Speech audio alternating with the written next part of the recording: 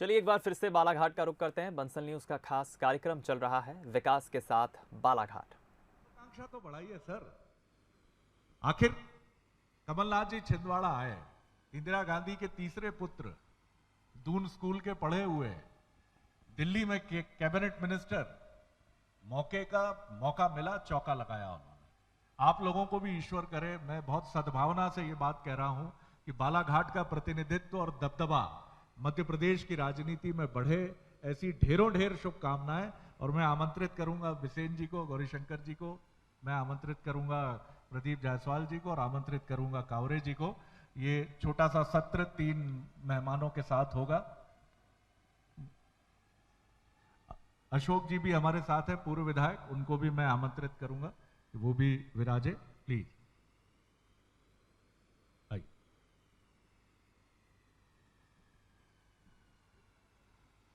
एक इधर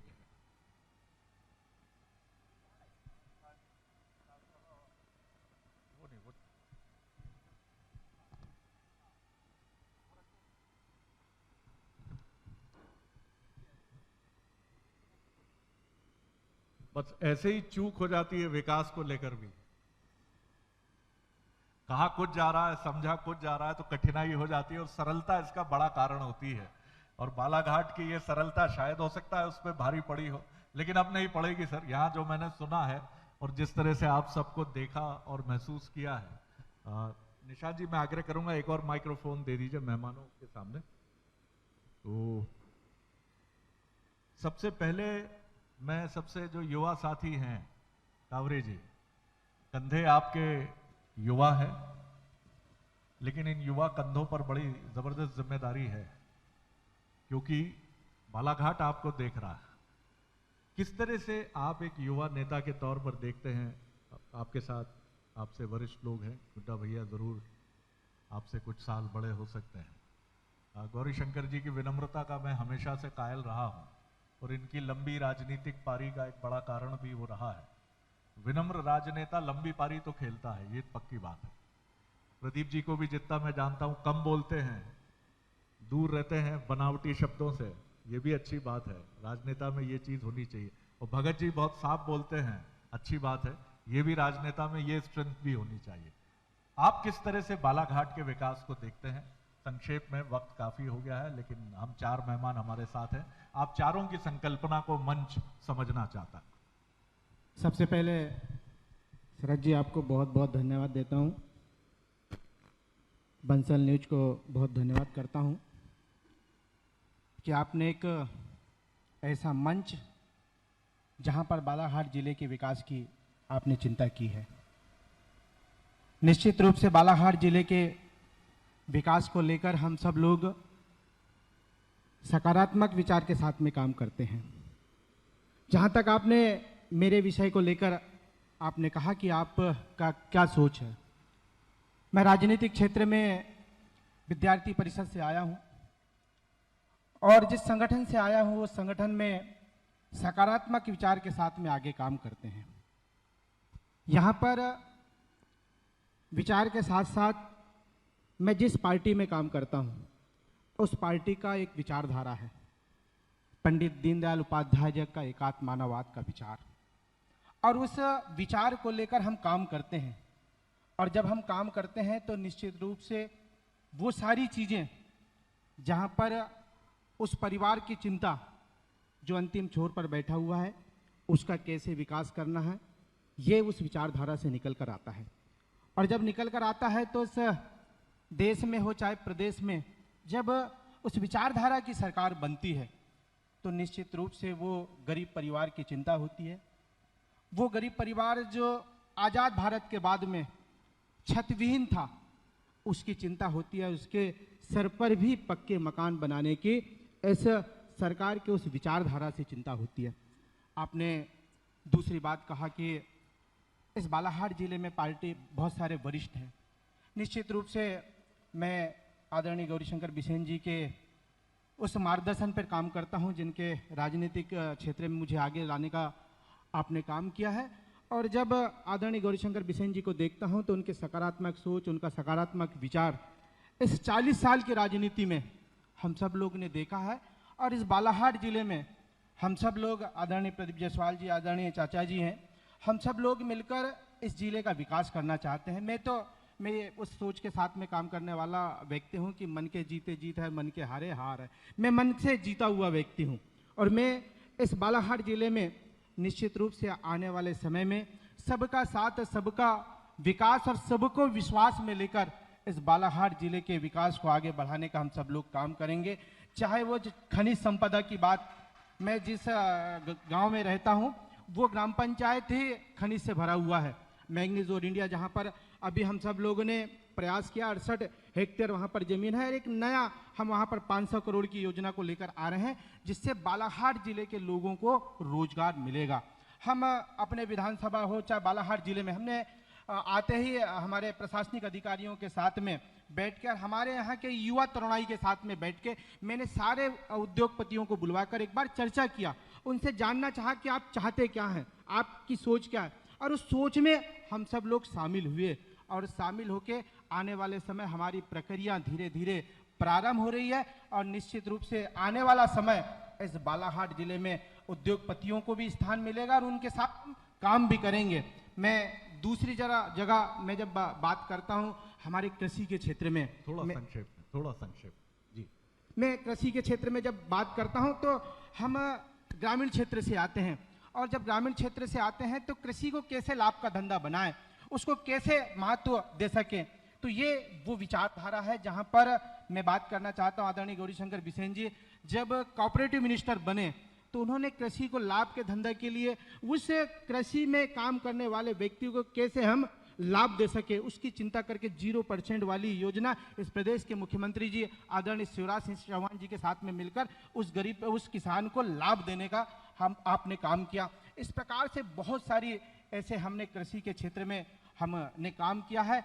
आदरणीय कृषि मंत्री रहते हुए भी अगर कोई व्यक्ति की मृत्यु हो जाए तो वो किसान को भी लाभ देने का, मेरा छोटा सा सवाल है। मेरा छोटा सा सवाल ये है कि गुरुजी जो हैं आपके दाहिनी तरफ विराजमान हैं, इनसे आपने सबसे बढ़िया चीज क्या सीखी? मेरे गुरुजी के सबसे बढ़िया चीज सकारात्मक सोच और सकारात्मक विचार के साथ अपने जिले को और अपने क्षेत्र को आगे बढ़ाना चाहिए। इसका परिणाम मैंने इस बालाघाट जिले में हम सब लोगों ने देखने का काम किया और उसका परिणाम आज हम सब लोगों के सामने दिख रहा है। चाहे हम ओवरब्रिज की बात करें या चाहे और भी संसाधनों को, हमने पौधा रोपण किया था, अब वो अंकुरित होकर बीज रोपण के दौर में आ रहा है और निश्चित रूप से बालाघाट जिला, जैसे आप सबसे चर्चा किया है, सबकी सोच बालाघाट जिले के विकास की ओर लेकर जाने का है। हम निश्चित रूप से आपको इस मंच पे विश्वास दिलाते हैं, मध्य प्रदेश के मुख्यमंत्री आदरणीय शिवराज सिंह चौहान जी की तरफ से विश्वास दिलाते हैं कि मध्य प्रदेश सरकार के खजाने का पैसा इस बालाघाट जिले के विकास में भी लेकर आएंगे और यहाँ के सारे जनप्रतिनिधियों को लेकर हम काम करेंगे। तो स्वागत विकास के साथ में काम करते हैं। बहुत बहुत धन्यवाद। मैं जब इस कार्यक्रम के लिए आ रहा था तो इन दोनों नेताओं के एक प्रशंसक ने, नाम नहीं लूंगा मैं, उन्होंने मुझसे कहा, बड़ी दिलचस्प बात की। उन्होंने कहा गौरीशंकर बिसेन जी से एक चीज सीखनी चाहिए कि राजनीति में, क्योंकि जब आप दूसरों की सेवा करते हो तो कहीं ना कहीं आप अपने को दांव पे लगाते हो। उन्होंने कहा अगरबत्ती की तरह जलना चाहिए राजनीति में, धीरे धीरे जलो, सुगंध पहुंचे, अनार की तरह मत जलो कि एकदम से रोशनी उभरी और उसके बाद खत्म। अगर 7 टर्म ये व्यक्ति बालाघाट को रिप्रेजेंट करता रहा है तो आप खारिज नहीं कर सकते, क्योंकि फैसला किसी और का नहीं, जनता का था। तो मुझे लगता है हमें भी, कावरे जी आपको भी और हम सभी को, चाहे वो बिसेन साहब के प्रशंसक हों या आलोचक हों, ये तो हम सीख सकते हैं कि जलें तो अगरबत्ती की तरह जलें, अनार की तरह ना जलें। अशोक जी हमारे साथ हैं। अशोक जी, उम्र के आप जिस पड़ाव पर हैं, तो मैं आपको वृद्ध तो नहीं बोलूंगा क्योंकि युवा आपके चेहरे का तेज बता रहा है, लेकिन हरिवंश राय बच्चन की पंक्तियां हैं कि वृद्धों से जब भी पूछा तो एक यही उत्तर पाया, अब न रहे वो पीने वाले, अब न रही वो मधुशाला। कैसी है मधुशाला बालाघाट की अभी की? मैं जिले और शहर की डेवलपमेंट की बात करूंगा। मैं धन्यवाद देता हूं, आपको आभार मानता हूं। बंसल न्यूज़ ग्रुप ने यहाँ उद्योग के ये बालाघाट के डेवलपमेंट के बारे में काफ़ी अच्छी चर्चा का समय निर्धारित किया है। सही समय पर सही चर्चा हुई है। जब तक जिले में शिक्षा और उद्योग नहीं होंगे तब तक किसी भी जिले का विकास नहीं हो सकता। पानी, जमीन, इलेक्ट्रिक ये तो पर्याय है, पर मुख्य है उद्योग, शिक्षा। कोई कमी नहीं है बालाघाट जिले में इस चीज को लाने में। भाई दिवाकर को मैं साधुवाद देता हूं, इन्होंने शिक्षा क्षेत्र में काफ़ी डेवलपमेंट किया है, पर उनकी मेडिकल कॉलेज की प्रोजेक्ट कहाँ अटक गया मेरे को अभी तक समझ में नहीं आया। अभी भी हम उम्मीद करते हैं कि दिवाकर जी मेडिकल कॉलेज जरूर लाएंगे। दूसरी बात यह है कि उद्योग के लिए क्या कमी है हमारे पास में। एक बाधा थी ब्रॉडगेज की, वो पूरी हो गई। कनेक्टिविटी में कोई कमी नहीं है। हम जबलपुर से जुड़े हुए हैं, हम नागपुर से जुड़े हुए हैं, हम रायपुर से जुड़े हुए हैं, इसलिए हमें कोई कमी नहीं है। कमी है तो सिर्फ इच्छा शक्ति की। ना राजनीतिक नेताओं में इच्छा शक्ति है, न प्रशासन में। कलेक्टर आते हैं, बजट पर आधारित कार्य को निपटाने की पूरी कोशिश करते हैं, 2 साल में चले जाते हैं। वो नहीं सकते हैं कि जिले को डेवलपमेंट करने के लिए क्या आवश्यकता है, नहीं करते, नहीं सोचते। वो सचमुच में नहीं सोचते। वो बजट पर जितना पैसा आया उसको खर्च करने में पूरी ताकत लगा देते हैं।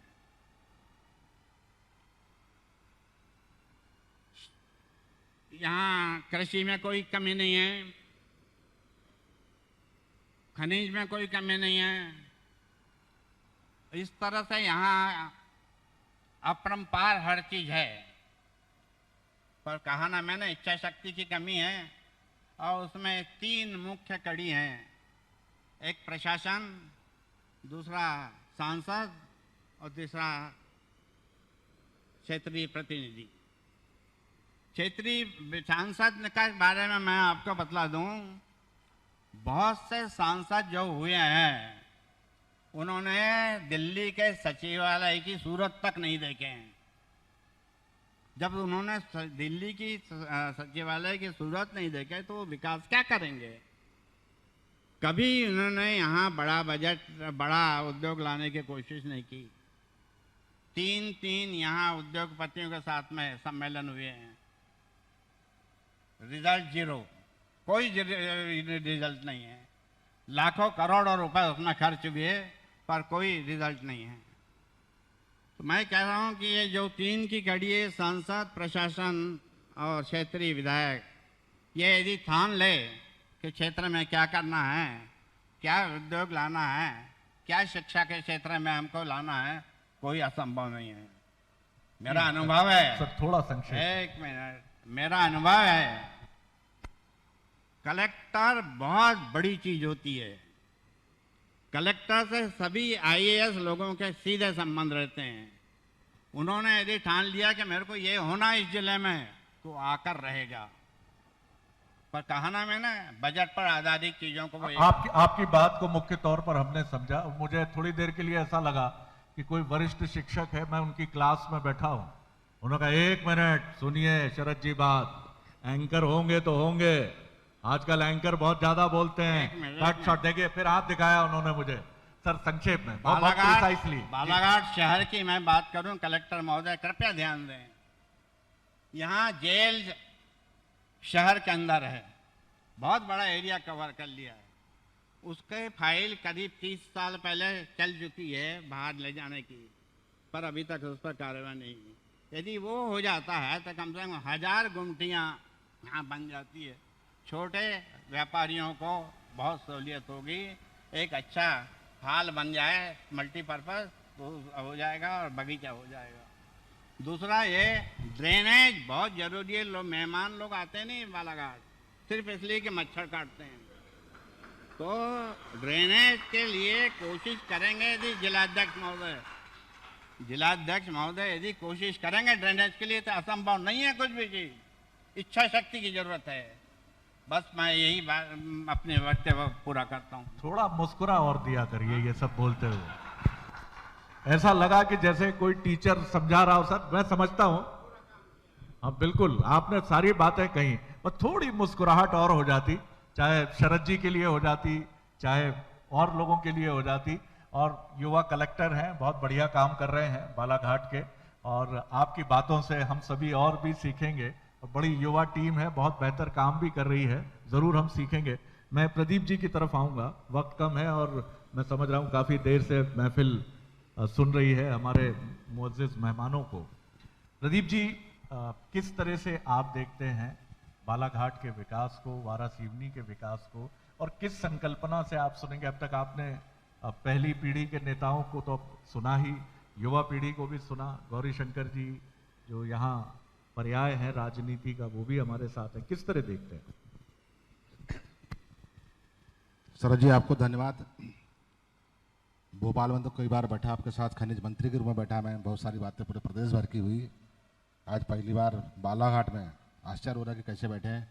लेकिन आपने जो पहल की है, कुछ ना कुछ उसका, जैसे अमृत मंथन हुआ था, कुछ ना कुछ निकलता ही जहर भी निकलेगा। लेकिन यहाँ जहर नहीं निकलेगा, यहाँ से अमृत निकलेगा बालाघाट में। तो आपको बधाई। और विकास की जो बात कर रहे हैं आप, देखिए राजनीतिक लोकतांत्रिक व्यवस्था है, सारी चीज़ें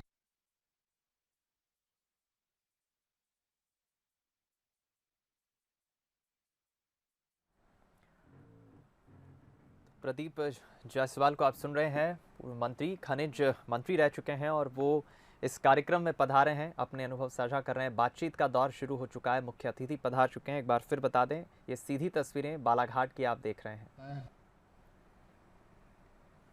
वही विराट कोहली आता था 15 गेंद पे 50 रन बनाता है, ये इस तरह से हो सकता है। लेकिन विकास तो अनवरत प्रक्रिया है। अब हमारे बालाघाट जिले की जो बात करते हैं पिछड़ेपन की, तो स्वाभाविक तौर पे चूंकि राजधानी से 500 किलोमीटर दूर बैठे हम, तो एक कनेक्टिविटी की उसकी फर्क पड़ता है। इंदौर वाले नेता थोड़ा सा आगे आगे हो जाते हैं, मीडिया में ज़्यादा प्रभाव पड़ जाता है। लेकिन ऐसा नहीं कि जैसा अभी हमारे पूर्व वक्ता ने कहा था, इंदौर का विकास इंदौर पे ठीक है, भोपाल का भोपाल में ठीक है, लेकिन 500 किलोमीटर बैठ के बालाघाट में जो हो रहा है, ये बात जरूर है कि ब्रॉडगेज में बहुत समय लग गया। अगर ये ब्रॉडगेज 10 साल की बजाय जो 25 साल में बना, ये 10 साल में बन जाता तो शायद इस जिले का व्यापारिक दृष्टिकोण और अलग होता।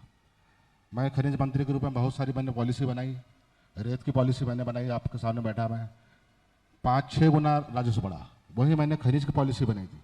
खनिज की पॉलिसी मैंने ऐसी बनाई थी कि जितने भी हमारे व्यापारी हैं, चाहे दिल्ली के हो, रायपुर, नागपुर के, जो पैसे वाले हैं, जो सरकार के साथ मिलकर काम करना चाहते हैं, सरकार को पैसा देना चाहते हैं, खुद भी कमाना चाहते हैं, ऐसी मैंने पॉलिसी भी मैंने बनाया था। और शायद वो पॉलिसी सरकार गिरने के पहले आ जाती तो शायद खनिज का राजस्व और 5 गुना ज़्यादा बढ़ता। बहुत शायद आबकारी से भी ऊपर सबसे ज़्यादा राजस्व देने वाला विभाग खनिज विभाग होता। लेकिन हमारा दुर्भाग्य रहा, विराट कोहली रन आउट होकर वापस आ गया, सरकार गिर गई, तो वो चीज़ हो गई। लेकिन फिर भी मैं कहना चाहूँगा कि देर आए दुरुस्त आए। अब पिछले 2 सालों में भले कोरोना के कारण हमारा समय खराब गया है, लेकिन अब 2 साल में मैंने जो देखा कि हर दृष्टिकोण से शिक्षा है, स्वास्थ्य है, आवागमन का क्षेत्र है, हमारा जिला नेशनल हाईवे में जुड़ने में विलम्ब हुआ। ये जो विलम्ब होने के कारण जो चीज़ दिखना चाहिए वो दिख नहीं पाई। लेकिन फिर भी मैं कहूँगा कि बालाघाट जिले अन्य जिलों की तुलना नहीं की जा सकती, क्योंकि हमारा आदिवासी क्षेत्र जिला है, भोपाल से दूर है, उसके बावजूद कम समय में, और संसाधन तो बहुत हैं, लेकिन संसाधन में जैसा मैं महसूस करता हूँ कि हमारे जितने संसाधन हैं, इसकी अगर हम प्रोसेसिंग करें, पॉलिशिंग में बाहर जाता है हमारा मटेरियल, पूरा खनिज पूरा बाहर जाता है, उड़ीसा जाता है, राजस्थान जाता है, बॉम्बे जाता है। वो सारी चीज़ें अगर यहाँ हो जाए तो यहाँ के लोगों को रोजगार मिले, बालाघाट जिले का नाम पूरे देश में चले। तो ये चीज़ें लेकिन अब प्रोसेस में आ रही है। और अगर नेशनल हाईवे से जुड़ा है, मेडिकल कॉलेज की जहाँ तक बात आई है, मेडिकल कॉलेज अभी नहीं आ पाया, लेकिन अभी जो अनुपूरक बजट आएगा दिसंबर में, आपको आश्वस्त करता हूँ कि मेडिकल कॉलेज बालाघाट का भी आ जाएगा। लेकिन आएगा जरूर, लेकिन वही मैंने कहा कि पुजारा ने बनाया 50 गेंद में 15 रन, अब जरूरत है 15 रन में 50 रन बनाने की, लेकिन मेडिकल कॉलेज भी आएगा, देर आज दुरुस्त, लेकिन बालाघाट जिले में जो विकास की गति है उसको बढ़ाने की जरूरत है। और उसके लिए हमारे जैसे जितने जनप्रतिनिधि हैं इनको थोड़ा सा अपनी इच्छा शक्ति को और मजबूत करके थोड़ा सा और प्रयास करना पड़ेगा, गति बढ़ाने की जरूरत है। विकास के दिशा हमारी सही है, लेकिन गति हमारी धीमी जरूर है। लेकिन आप जैसे जब बैठते हैं हम लोग, सबका मार्गदर्शन मिलेगा तो मुझे आशा है कि गति निश्चित रूप से बढ़ेगी। शेप में और बहुत प्रिसाइसली अपनी बात कही। मैं एक आदर्शवादी कल्पना के बारे में सोच रहा था, और क्यों नहीं घट सकती। गौरीशंकर बिसेन जी हों, प्रदीप जी हों, अशोक जी हों, कांवरे जी हों, भगत जी हों, सिंह साहब हों, कुलाधिपति हमारे बीच में है। प्रतिनिधिमंडल भोपाल जाए, मुख्यमंत्री से मिले, चीफ सेक्रेटरी से मिले, और जो बुद्धिजीवी नगर के हों वो भी शामिल हों। आप अपना ब्लूप्रिंट बालाघाट के विकास का रखिए सामने। डेमोक्रेसी में क्या तरीका है? एक उंगली उठाना आसान है, 3 उंगली हमारी तरफ भी होती है, कोई बात नहीं, उंगली उठाना भी डेमोक्रेसी में राइट है हमारा।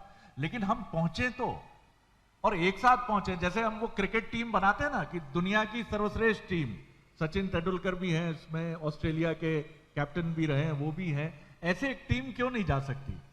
क्या ये कल मुमकिन नहीं है सर? बिल्कुल मुमकिन है। मैं अब जिनको हम सब सुनना चाहते हैं, गौरीशंकर जी, मैं उनकी तरफ आता हूं। गौरीशंकर जी, बिना किसी औपचारिकता के मैं एक संक्षिप्त उद्बोधन के लिए, और समअप भी आप ही करेंगे इस कार्यक्रम को कंक्लूड करते हुए। जी प्लीज। शरद जी, आपको बहुत बहुत धन्यवाद। चैनल के चीफ होने के नाते आपने बालाघाट को समय दिया, और पूरे 24 घंटे हमारे बालाघाट को आपने दिया है। आपका अभिनंदन है, आपका स्वागत है। हम सभी जनप्रतिनिधि की ओर से और जितने हमारे आमंत्रित अतिथि हैं उन सब की ओर से निसंदेह बालाघाट का या किसी भी स्थान के विकास के बारे में जब हम बात करते हैं और उसके बारे में चिंतन करते हैं तो हमारे सामने चुनौतियां तो रहती हैं, लेकिन उन चुनौतियों को यदि हम दूर नहीं करें, उनके साथ में संघर्ष नहीं किए, तो फिर हमारा जो लक्ष्य है उसको हम प्राप्त नहीं कर सकते। मैं विचार परिवार से हूँ। एक गीत उसमें गाया करते हैं हम लोग, लक्ष्य पे पहुँचे बिना पथ पे पथिक विश्राम कैसा। और हमारा लक्ष्य है बालाघाट सहित समग्र मध्य प्रदेश को, देश को, दुनिया के सर्वश्रेष्ठ राष्ट्र में भारतवर्ष को और मध्य प्रदेश को देश के सर्वश्रेष्ठ राज्य में और बालाघाट को मध्य प्रदेश के सर्वश्रेष्ठ जिले में हम पहुंचाएं। और मैं जहां तक समझता हूं, जिस भी जनप्रतिनिधि को जब अवसर मिला है तो यहां की परिस्थितियों को दृष्टिगत रखते हुए उस समय की जो परिस्थिति रही, किसी ने कोई कोर कसर नहीं छोड़ी। ये बात मैं पुनः कहना चाहता हूं कि रूरल डेवलपमेंट में, ग्रामीण विकास में हमारे बारे में यदि आप अंदर जाके देखें तो हम कई जिलों से बहुत आगे। अभी मैं एक ही उदाहरण रखना चाहूँगा। भारत सरकार ने, हमारे माननीय प्रधानमंत्री जी ने तय किया है कि हर देश के नागरिक को टेप वाटर मिले, और इस बजट में उसके लिए पर्याप्त धन का प्रबंधन भी किया है। लेकिन इससे पूर्व मैं कहना चाहता हूं, आज के 7-8 साल पूर्व बालाघाट विधानसभा क्षेत्र के पूरे 102 गांव में हमने टेप वाटर देना चालू कर दिया, और एक एक घर को नल का पानी दिया जा रहा है, और जो 10 पंचायत है उनको भी दिया जा रहा है। पर इसका कोई आकलन तो करें।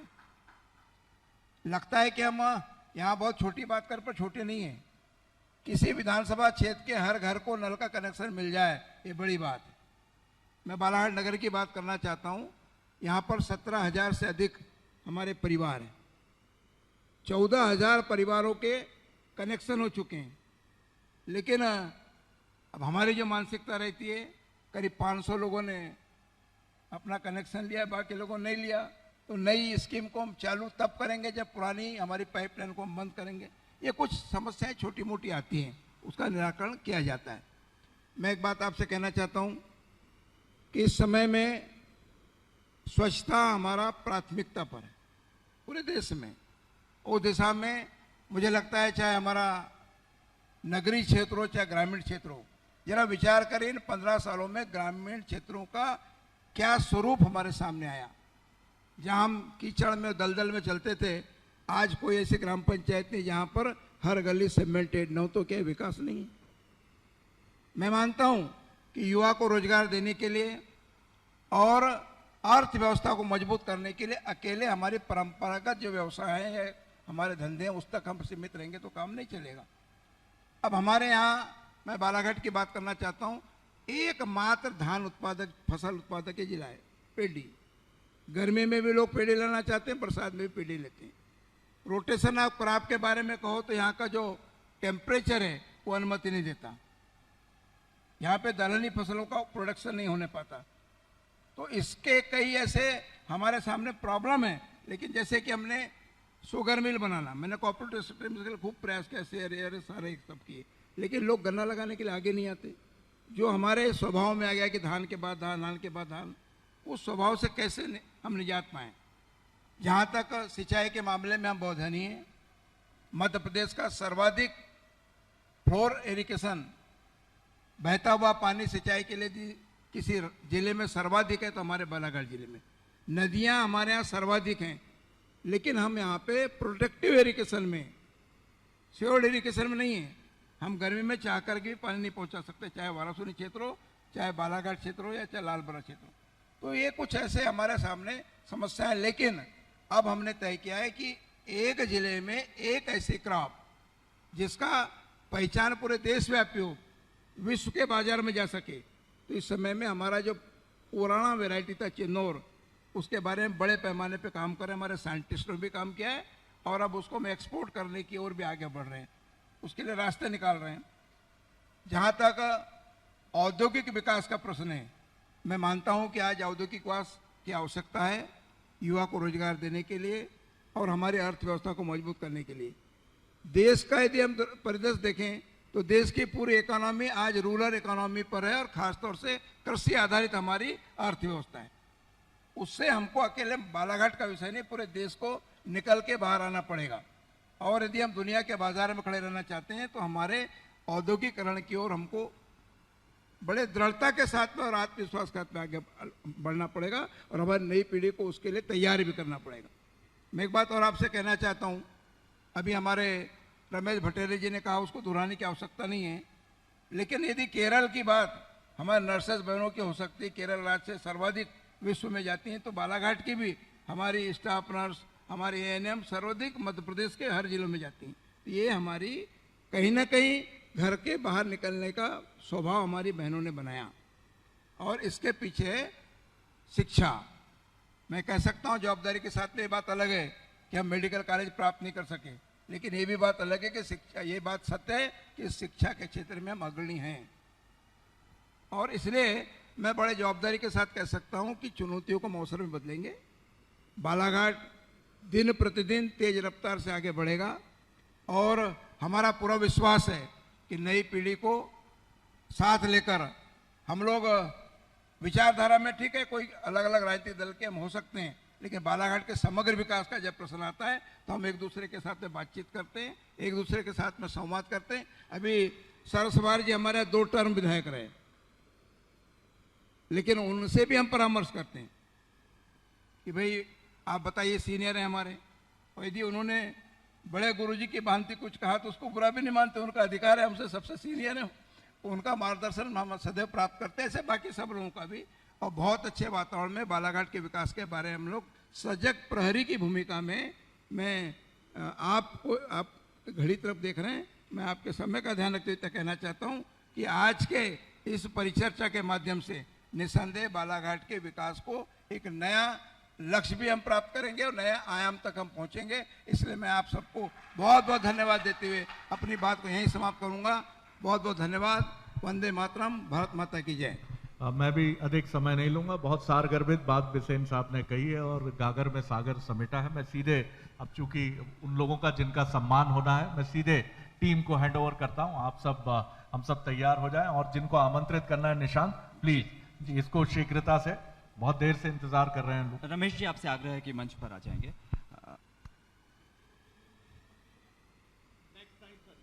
आपसे वादा करता हूं मैंने तय किया, ये बहुत अच्छी बात आपने कही है, आपने कही है। मैंने सर हर 15 दिन में तय किया है अपने चैनल पर कि बालाघाट को एक 10 मिनट का स्लॉट दूंगा सर। और निशान जी संपर्क में रहेंगे, इसमें आप नागरिक भी शामिल रहेंगे और हमारे पॉलिटिशियन भी शामिल रहेंगे, वो अपने विकास के नजरिए के साथ। और बालाघाट 2 चीजों में आधी आबादी, आपसे भी बहुत प्रणाम करते हुए आपको, आप लोगों में बहुत आगे है बालाघाट, मतलब ये हमारा सर ऊंचा करता है बालाघाट, नारी शक्ति को प्रणाम करते हुए, और शिक्षा में बहुत आगे है। तो युवा नारी शक्ति, हमारे माननीय जनप्रतिनिधि 10 मिनट बालाघाट को प्रणाम करते हुए।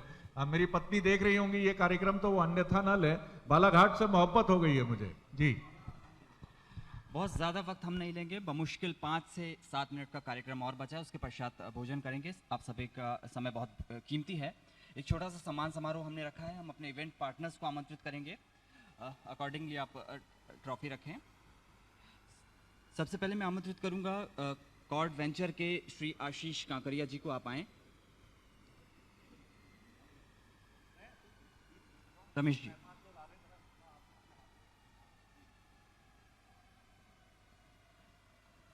कॉर्ड वेंचर जो कि रियल एस्टेट में एक बड़ा नाम है और इस कार्यक्रम को सफल बनाने में बड़ी भूमिका निभाई है, श्री आशीष कांकरिया जी आप आए। Ashish ji cord venture.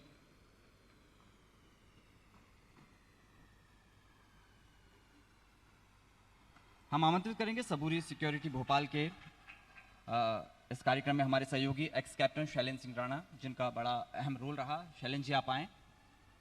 शैलेंद्र जी की कंपनी भोपाल में नंबर 1 सिक्योरिटी एजेंसी है और बालाघाट के रहने वाले हैं। आर्मी के रिटायर्ड ऑफिसर हैं। निदान हॉस्पिटल से डॉक्टर विकास बिसेन को मैं आमंत्रित करूंगा। विकास सर आप आए। कौटिल्य एकेडमी को हम यहां आमंत्रित करना चाहेंगे। सर प्लीज मेश्राम सर आप आए। दिल्ली पब्लिक सेकेंडरी स्कूल के संजय बेगड़ जी को हम आमंत्रित करेंगे। आपका विशेष सहयोग हमें मिला।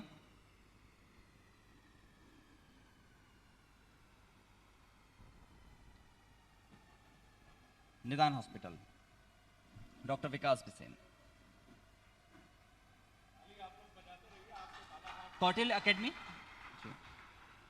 बाफना ज्वेलर्स से हम अक्षय बाफना जी को आमंत्रित करेंगे। शंकर हार्डवेयर से हम श्री प्रदीप गुप्ता जी को आमंत्रित करेंगे। इंदिरा मार्बल एंड टाइल्स से पंकज सुराना जी को हम आमंत्रित करेंगे। अगर ट्रॉफी एक्सचेंज हो जाए, नाम में कहीं मिसमैच हो जाए तो वो विषय बाद में देख लेंगे। प्रयास कोचिंग संस्थान से महेंद्र अमूल्य जी को हम आमंत्रित करेंगे। महेंद्र जी जो कि अच्छा काम कर रहे हैं एजुकेशन की फील्ड में। बेकिंग रूम एक बहुत बढ़िया टेस्ट बालाघाट में आया हुआ है। बेकिंग रूम के श्री रौनक राठौर जी। रौनक जी, श्री रौनक राठौर जी। विहान सेल्स एंड सर्विस से श्री धनेन्द्र रहंगडाले जी यहां हैं। Cure and care dental clinic से डॉक्टर अमित बिसेन साहब। ऐशना सृजन नेचुरल फार्म से प्रताप सिंह जी एवं अजय सिंह जी।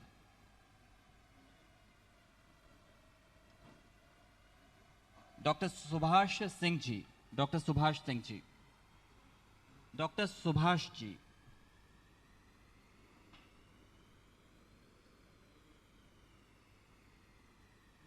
एक बहुत ही जो खास प्रस्तुति आज हमें दी। सुभाष जी प्लीज। नूतन कला निकेतन के ट्रूप से एक सदस्य मंडल यहाँ आए। हम चाहते हैं कि आप लोगों ने जो बहुत बेहतरीन आज परफॉर्मेंस दी है उसके बाद हम आपको रिकॉग्नाइज करें। नूतन कला निकेतन के ट्रूप से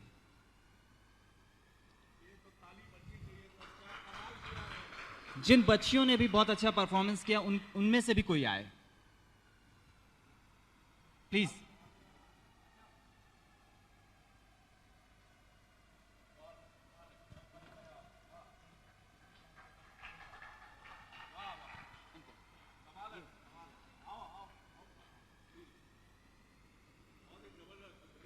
बहुत ही शानदार प्रस्तुति रही आप लोगों की। हमारे बीच पहुंचे और तकरीबन 2 घंटे का वक्त देने के लिए आप सभी का बहुत शुक्रिया सर।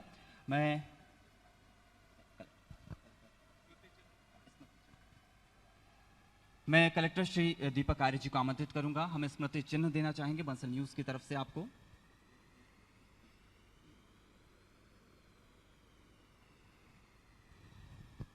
युवा कलेक्टर हैं, बालाघाट की बेहतरी के लिए शानदार काम कर रहे हैं, एक विजन के साथ आगे बढ़ रहे हैं कलेक्टर श्री दीपक आर्य जी। हम आमंत्रित करेंगे श्री अभिषेक तिवारी जी को, जो कि पुलिस अधीक्षक हैं, जिनके नेतृत्व में बहुत शानदार तरीके से बालाघाट पुलिस काम कर रही है। नक्सल ऑपरेशन में हमें इसकी झलक भी देखने को मिली और हम उम्मीद करते हैं कि बहुत जल्दी हम इस चुनौती से पार पाएंगे। श्री अभिषेक तिवारी जी। हम upper collector IAS Shri Frank Noble A साहब को यहाँ आमंत्रित करेंगे, आपको स्मृति चिन्ह देंगे हमारे अतिथिगण। समारोह संपन्नता की ओर है, लेकिन चूंकि आज हमारे अतिथिगण ने जो वक्त निकाला, हम चाहेंगे कि बंसल न्यूज की तरफ से माननीय सर द्विवेदी जी हमारे अतिथियों को स्मृति चिन्ह दें। Sir sir sir Shri Pradeep Jaiswal ji को स्मृति चिन्ह देंगे शरद द्विवेदी जी। श्री रमेश भटेरे जी को स्मृति चिन्ह देंगे श्री शरद द्विवेदी जी।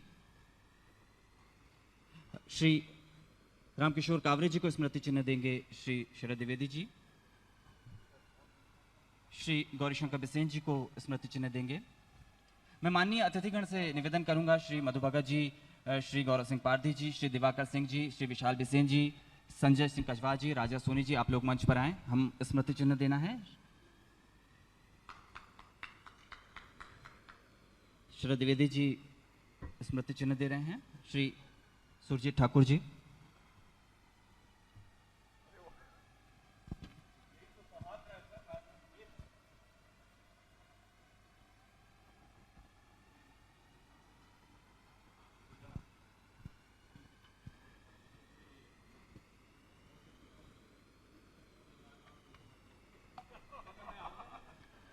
हमारी कोशिश है कि बालाघाट जिले में इस तरह के कार्यक्रमों का आयोजन होता रहे, जहां एक मंच पर इतनी सार्थक चर्चा हो सके।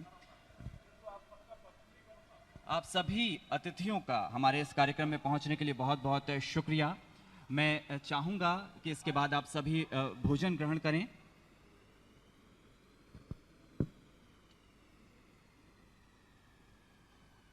ज्ञानचंद चोपड़ा जी, मैं आपको मंच पर आमंत्रित करूंगा। दरअसल ज्ञानचंद चोपड़ा जी वो नाम है बालाघाट जिले में जो विगत 2.5 दशक से, श्री शरद सर आपको मैं एक जानकारी दे रहा हूं, श्री ज्ञानचंद चोपड़ा जी विगत 2.5 दशक से शवों का अंतिम संस्कार करते हैं और ये एक ऐसी पहल है जो उन्हें इस भीड़ में अलग खड़ा करती है। श्री ज्ञानचंद चोपड़ा जी, आपकी 2.5 वर्षों की तपस्या है जिसका अनुसरण हम करना चाहेंगे। श्री ज्ञानचंद चोपड़ा जी।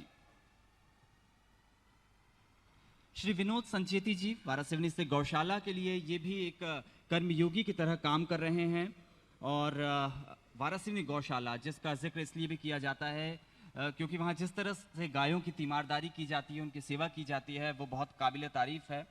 और एक जब बड़ा एक रैकेट पकड़ाया था, गाय पहुंची थी। संचेती जी की तरफ से मैं चाहूंगा, आशीष जी, आप आशीष कहाँ करीजिए, कृपया आप उनकी ट्रॉफी ले लीजिए, स्मृति चिन्ह ले लीजिए। विनोद संचेती, विशाल संचेती जी यहाँ पहुंचे हुए हैं। विशाल जी आपको आमंत्रित करूंगा। आशीष जी,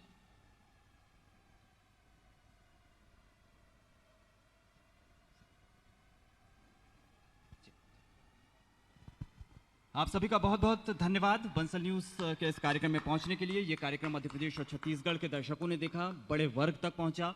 हम चाहेंगे अगली बार भी जब इस तरह का आयोजन हो तो इससे दोगुने उत्साह के साथ आप सभी यहां पर पहुंचे। आप सभी का बहुत बहुत शुक्रिया। आप देखते रहिए बंसल न्यूज और इसके बाद भोजन जरूर ग्रहण कीजिए। धन्यवाद।